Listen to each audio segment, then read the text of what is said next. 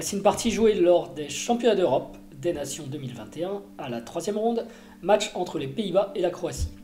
Le super grand maître Guiri 2774 joue avec les Blancs de manière très convaincante contre Sarik, grand maître également à 2665. Abonnez-vous pour plus de parties, likez et retrouvez le PGM dans les commentaires. Alors c'est une nouvelle série, Zainot, nous avons 10 minutes pour jouer 40 coups. Les noirs appuient sur la pendule et c'est parti. Guiri joue C4. C4, ouverture anglaise et pas de pion directement placé au centre. E5, Sarik s'installe au centre. La position, c'est une sicilienne en fait avec couleur inversée. Ce sont les blancs qui ont le trait. Cavalier C3 qui contrôle E4 et D5 à distance. Fou B4, un coup très actif qui met immédiatement la pression sur le cavalier C3 et les cases centrales qu'il contrôle. Mais c'est pas le coup le plus populaire. La suite la plus jouée, c'est cavalier F6, cavalier F3, etc. etc. C'est pas très important pour nous ici. Guiri joue cavalier D5, donc il pose une question au fou en améliorant son cavalier. Fou C5, le fou noir était attaqué et doit reculer. E3, bloc D4. Et libère E2 aussi pour développer les pièces. Cavalier F6, les noirs essayent de repousser le cavalier D5 qui est fort. B4, un bon coup, un très bon coup. Le cavalier D5 peut encore servir à soutenir B4 qui gagne de l'espace à l'aile dame et repousse le fou C5. Fou E7, c'est mieux que cavalier prend D5, pion prend, cavalier F6, D4 et les blancs ont un bon centre ici. Donc fou E7 et cavalier prend E7 gagne la paire de fous. Dame prend E7, attaque B4, fou B2, contre-attaque E5, plus important que B4. Si maintenant dame prend B4, il y a fou prend E5. Petit roc, on met le roi à l'abri. Et cavalier E2 joué par Guiri. Alors on peut se demander pourquoi il n'a pas joué cavalier F3, mais sur cavalier F3 il y a E4, cavalier D4 et dame prend B4, donc c'est pas forcément idéal. Donc cavalier E2 joué par Guiri. Et tour E8, tour E8 c'est une nouveauté jouée par Sarik et ça doit être préparé parce que c'est le premier coup de l'ordinateur. Avant on jouait plutôt D6, un coup super logique, puisqu'on défend E5 et qu'on sort le fou C8 aussi. Mais en même temps on n'attaque plus B4. Donc tour E8 c'est une nouveauté qui défend aussi E5. Donc du coup A3 est attaqué, il faut le défendre. A3, A5, on ne peut plus trop le défendre, il préfère B5. Et C5 joué, sachant que Guiri ne va pas faire C prend B5 parce que ça faciliterait le développement des noirs et le cavalier prend C6. Donc ici en fait les noirs sont en train de placer tous leurs pions sur case noire, puisqu'ils n'ont plus de fou de case noire, ils vont demander aux pions d'assurer la défense des cases noires en fait. Donc tout ça c'est très logique. Cavalier G3, il faut continuer le développement pour pouvoir sortir le fou. D6, donc le fameux blocus sur les cases noires, et fou D3. Alors Guiri a un bon jeu de pièces ici. D'ailleurs en parlant de pièces pour les noirs, c'est à eux de jouer, ça va être difficile parce que le cavalier ici, B8, il a plus trop de cases, il a quasiment que la case G6 à disposition, donc il va y aller en passant par D7. Petit roc, cavalier F8 continue son chemin, et F4, un bon coup joué par Guiri. En fait lui il a fini son développement. Et si on regarde, les blancs sont en train de lancer l'attaque en ouvrant les lignes, à l'exception de la tour A1, en fait, toutes les pièces blanches convergent vers le roi noir. Et on ne l'a pas vu venir, ça, c'est assez fin. Ici, Sarik joue B6. Alors les noirs auraient pu jouer d'autres coups. On peut se demander par exemple pourquoi déjà est-ce qu'ils ne prennent pas le pion, mais ça c'est vraiment une erreur. Après, tour prend F4, il y a trop de pression sur F6 avec le fou B2. Donc cavalier D7 pour défendre, et on peut faire cavalier H5 pour en remettre une couche. Difficile, on peut essayer de faire un écran ici avec cavalier E5, mais il y a cavalier prend F6. G prend F6, fou prend H7 échec. Alors ça paraît être une longue variante, mais c'est super simple pour un gars comme Guiri de calculer ça, parce que c'est un peu forcé. Roi prend H7, dame H5 échec, roi G7 et tour H4. Clairement les noirs vont se faire mater, ils ne peuvent pas s'en sortir ici. Donc il ne prend pas en F4 évidemment, et on peut se demander aussi pourquoi il ne joue pas fou G4 qu'attaque la dame. Il y a dame E1 tout simplement, et puis si on joue B6 comme dans la partie, il y a F5, et en fait le fou n'est pas fort du tout, c'est même devenu une faiblesse, il va être facilement targeté par les pièces blanches. Targeté, excusez-moi. Alors, donc, B6 joué par Sarik, et dame C2, Guiri augmente tout simplement la pression sur H7, tour A7, défense latérale on va dire, puis on sort de la diagonale blanche qui est un peu bizarre. Et à partir de maintenant, en fait, Guiri va jouer un plan intéressant. Il va pouvoir lancer l'attaque, mais il a 2-3 coups prophylactiques pour le faire dans le bon sens. Et il commence par H3. H3 contrôle la case G4, éviter les cavaliers G4, les fous G4. Puis il aimerait bien aussi que E prend F4 soit joué un jour ou l'autre. Donc c'est aussi un coup d'attente, mais c'est un coup d'attente utile. Cavalier G6. Donc le cavalier se place. Et puis bon, puisqu'il n'y a pas moyen, Guiri va lui-même prendre en E5. D prend E5. Par contre, c'est un peu un inconvénient, parce que la colonne D c'est ouverte et D2, D3 sont des cases faibles sur une colonne semi-ouverte. Donc il faut quand même pas traîner côté Guiri pour lancer une attaque, parce que sinon il va peut-être avoir des problèmes sur cette colonne.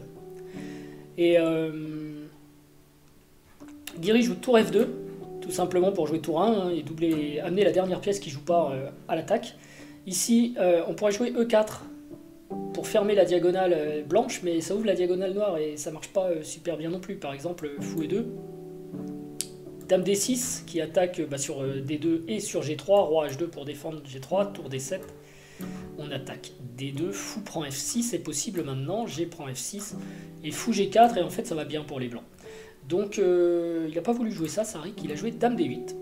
Dame D8 avec l'idée sans doute de faire tour D7 pour attaquer le long de la colonne D. Mais c'est un peu plus lent quoi.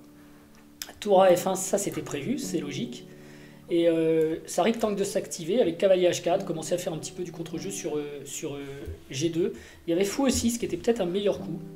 Peut-être, fou E6, mais ça n'a pas dû lui plaire à cause de tout simplement fou prend G6, H prend G6 et fou prend E5,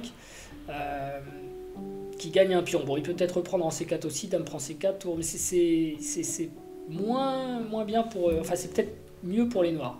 Au lieu de ça, il joue cavalier H4, et ici, les blancs jouent et prennent un avantage décisif. Est-ce que vous pouvez trouver le coup de Guiri ici?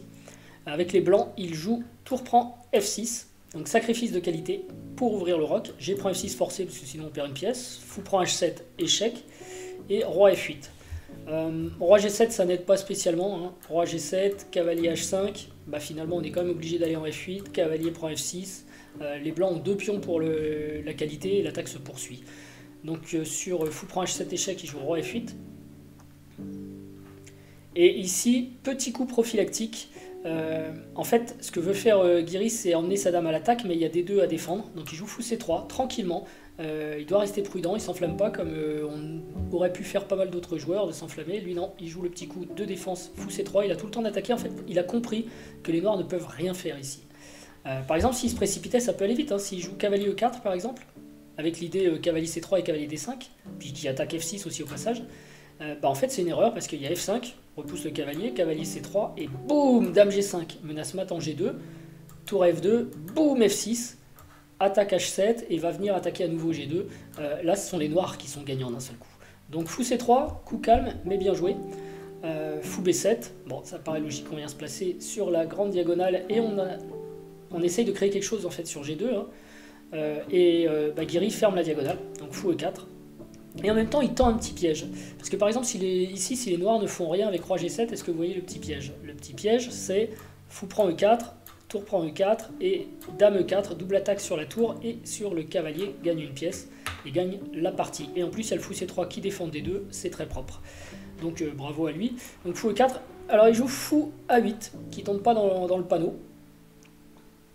Et qui tend même à la limite lui-même un petit piège.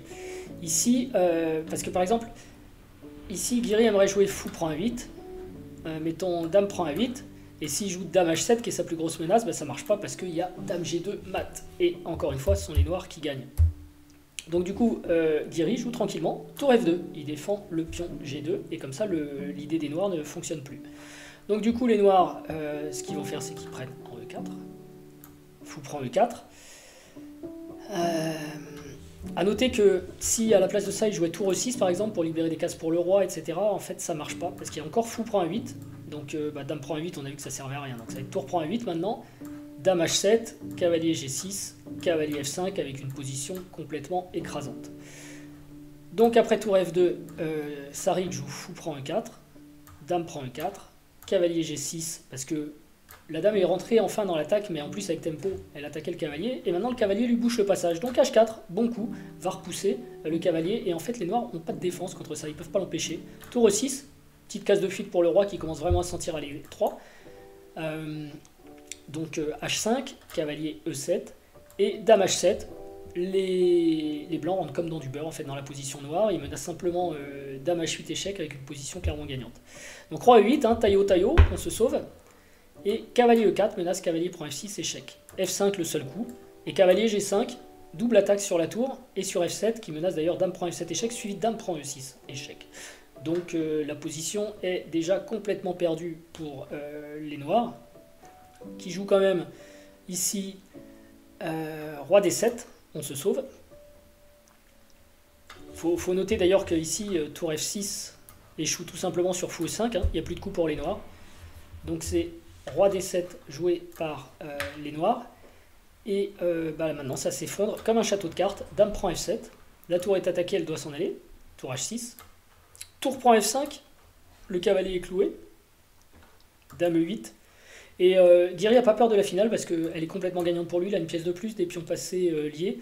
Donc après Dame prend F7, tour prend F7. Saric essaye encore tour A8 pour essayer avec tour G8 de venir collecter des pions sur les pions blancs. Fou prend E5, tour G8 donc. Mais là il y a l'excellent fou G7, boum. Et en fait les noirs sont obligés de donner une tour s'ils veulent pas voir le pion H aller à Dame. Et donc évidemment Saric abandonne. Alors c'est une belle partie de Guiri, son attaque elle semble venir de nulle part et son adversaire c'est quand même un grand maître à 2665 kg. Il parvient pas à créer pendant toute la partie la moindre menace. Je sais pas si vous avez remarqué, mais en dehors du furtif fou B4 au deuxième coup et du cavalier H4 un peu lancé au désespoir, les noirs sont même pas parvenus à mettre un pied dans le camp blanc. Alors bravo Guiri, j'espère que ça vous aura plu et je vous dis à bientôt pour un nouveau Zynot. Ciao.